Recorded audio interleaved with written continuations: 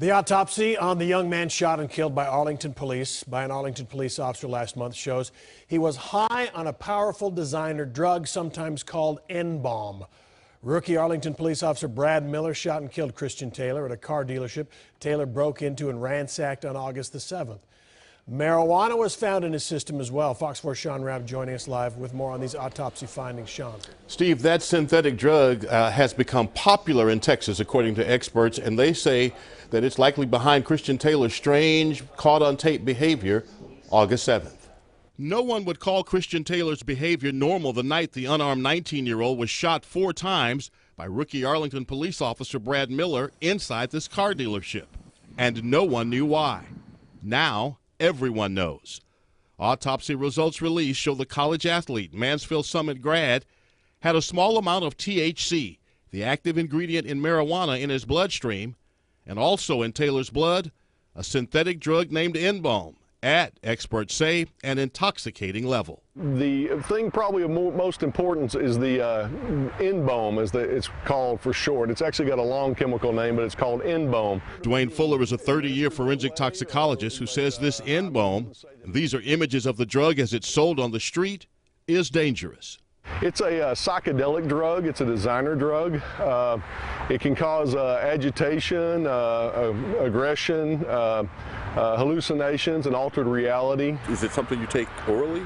Yeah, it can be actually taken orally. It can be insufflated, which is snorting it, and it can actually be vaporized and smoked.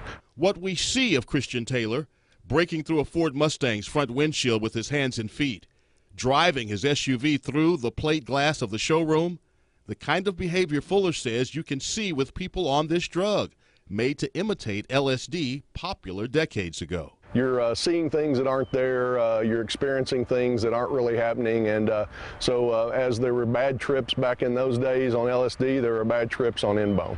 Fuller feels with the N-bomb in his system, what Taylor could have been perceiving, a distorted reality.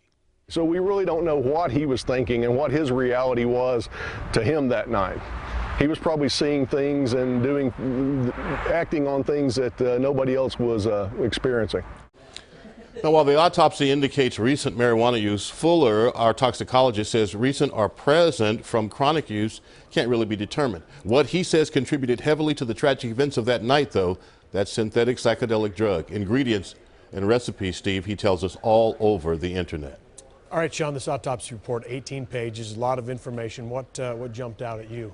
Well, a couple of 3-4 things. All of the bullets, again, 4 of them appeared to have been fired in front of Christian Taylor.